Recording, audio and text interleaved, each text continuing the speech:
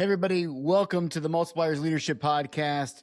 We are officially at season 3, and we're really excited to be able to spend the time with you.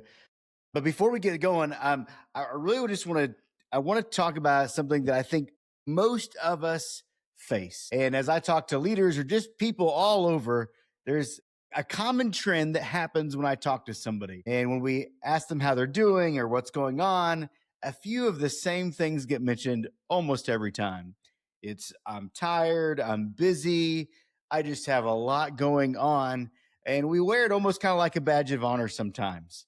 But I don't believe that the Lord has invited us to just be tired and overwhelmed all the time. I don't know where you're at today, but do you ever find yourself just asking the question of, why am I this tired? And sometimes it may seem easy. You're like, it's because I have kids and I have a job and I have all these things, but not just tired physically, but what about mentally, emotionally, spiritually? Like you find yourself still showing up, still doing what you feel like you're supposed to do, but underneath it, you just feel a little off. You're like, man, I don't know. I don't know how I can keep carrying this and doing all of this at the same time. And you're maybe even feel like you're carrying more than you used to, and it feels heavier than it should. And if you're honest, you're just not sure how you got there. And if that's you, I want to encourage you with something. It's all of us. It's me, it's you. A lot of us get to the same spot. And I just want to say it right at the beginning. You're not alone. You're not failing. Sometimes we just need a little bit of a calibration. So today, we're just going to take a few minutes and we're going to talk about it. And we're going to see what's actually happening. Is it burnout? Is it just overwhelmed? Like, what's actually happening? I want us to just acknowledge something. In order for us to really move forward, we have to define a little bit about what we're feeling, because oftentimes the word, and I used it already, the word burnout gets tossed out there. And here's something really interesting about the term burnout. It doesn't mean that I just have a bunch of stuff to do. It actually comes from this idea of something that once had fuel, but it's been completely used up. I mean, think about a fire. A fire doesn't just go out because it was always burning. It goes out because it ran out of fuel. It burned for too long. And so without being refueled, eventually the fire burns out. And that's what happens to a lot of us as leaders, is that we don't all of a sudden get to a point of burnout and overwhelmed because we just don't care, or because we're not passionate, or we just lost our vigor. I mean, you've been showing up, you've been giving, you've been serving, you've been carrying your load, but somewhere along the way, you stop being refilled. There can be a lot of factors there. I don't want to oversimplify it. But what I want us to do is I just want us to acknowledge it, that it took time to be able to get there. And so let's figure out, how can we actually fix not just the symptoms of burnout, but maybe even just ask a better question of, how do we get here? Because if burnout doesn't happen overnight, it's usually the result of small patterns over time. And we want to take some time to just think about what is it that actually got us there. I'm going to give you potential options. It doesn't mean this is you, or that we know exactly what's happening in your world, but let me give us a few that may be causing us to feel that way. And the first is that you're carrying things that God never asked you to carry. Or somewhere along the way, your yes was maybe a little too big. You said yes a lot, and sometimes your no just kind of floundered and disappeared. There's opportunities, there's expectations, there's needs, and you just kept saying yes. And let me just make this really clear for us. Not every opportunity is an assignment from Jesus. Of course, it's great to have those things, but sometimes the best thing you can do is to say no. I remember I read a book by Jefferson Bethke, and I love what he said, where he's like, I've got this one jar, and I've got all the rocks that I need to fit in this jar. I'm going to show you all of the important rocks that I need to get there. And there comes a time where you have to say, if I add a rock, what do I need to take out? See, every opportunity is not an assignment from Jesus. That's the first thing. Actually, let's go back to the scriptures. In Matthew 11, Jesus talks about how he says, come to me, for my yoke is easy and my burden is light. Man, my yoke is easy and my burden is light. That sounds glorious. But most of the time, I don't always feel that way. And you may not feel that way either. So if you feel heavy, it's just worth asking the question, maybe we're carrying something that isn't ours to carry. Here's the second one. The second one, or second possibility is that you've just lost margin. You don't have the space to think, to process, no space to just be alone with God. And when there's no margin, everything else just feels urgent and pressing. Sometimes this is really hard. And even it can feel discouraging like, where in the world am I going to get margin? I mean, it's a busy season in our household where it feels like I don't know how we're going to have the right margin at all. And this this hits just right at home for us even today. And so when Mark 6:31, Jesus tells his disciples, he says, "Come with me by yourselves to a quiet place and get some rest." This is a direction that he gave to them because they needed it.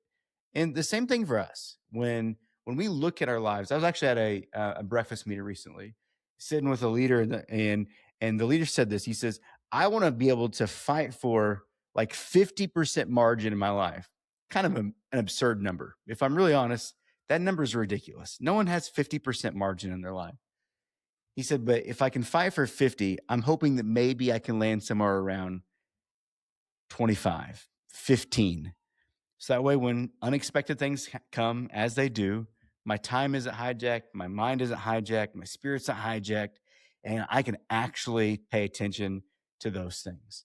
And we'll give a few practical tips toward the end, so don't get overwhelmed by this at the very beginning. The third reason that some of us end up in burnout or in this spot where we feel a little bit overwhelmed is that you're just leading without being filled up.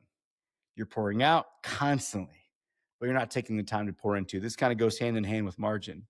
And eventually we run dry.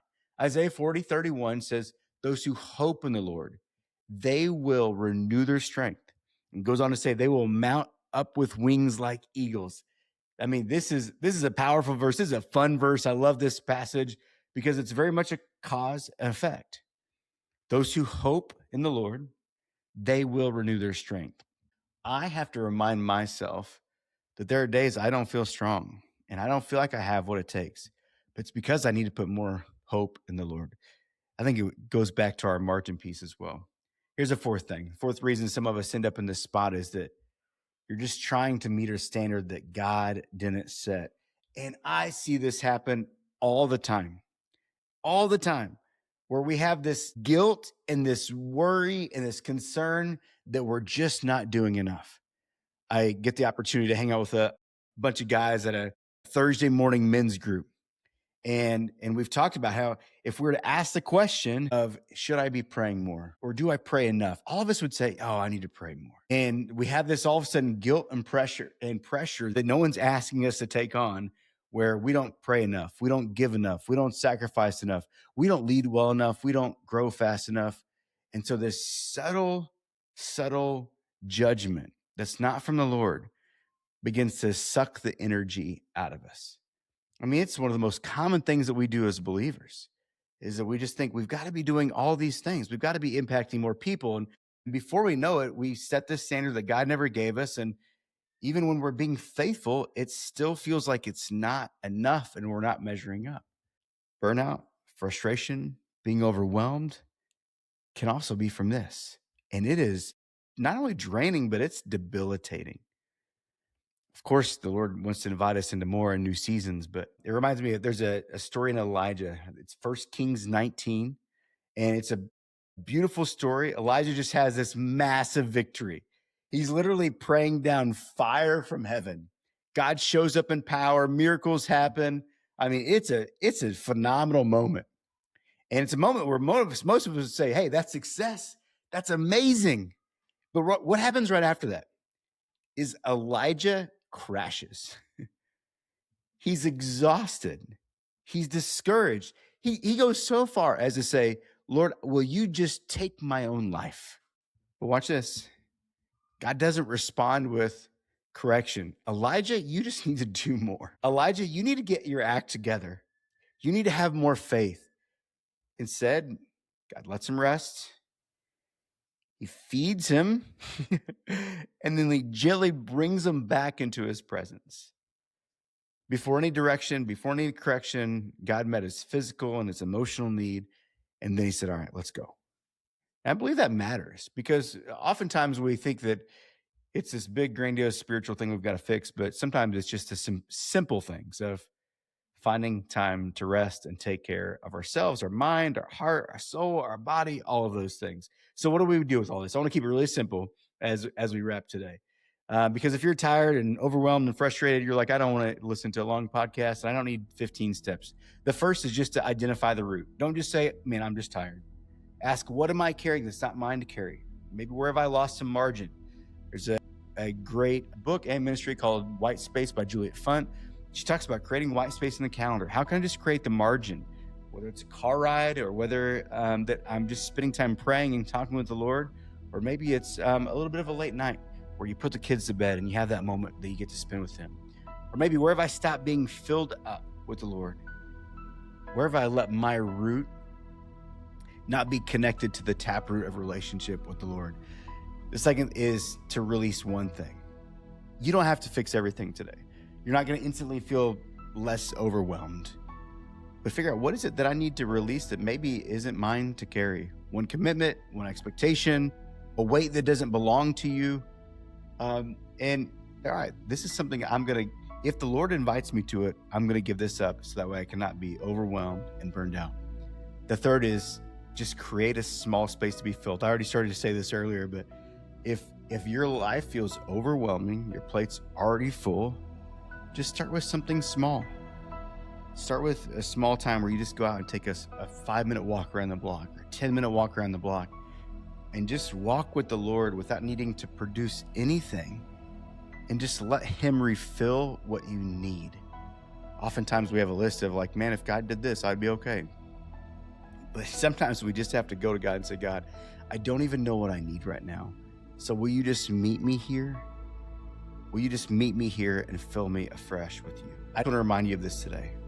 You're allowed to be tired. You're allowed to feel kind of some of the pressure, but you're not meant to stay there. And God's not asking you to lead out of emptiness, but He really is inviting you back into close relationship with Him. And that brings in rhythm and dependence and all these great things. And we're going to go through this series the next few weeks, and we want to talk about how to build a life that doesn't just survive, but actually sustains. Because leadership isn't about how much we carry, it's about how closely we walk with Jesus while we also carry what He's given us. The last thing I'll say is this: I'm really glad you're here. I'm glad you're going on this journey with us. And hey, if this can be an encouragement to anybody else you know, of course, share it with them. Next episode, we're going to talk about how to build margin into your life, because if you don't create this space, it will be taken away, whether through burnout or something else. Hey, we love you guys. Have a great day. Bye-bye.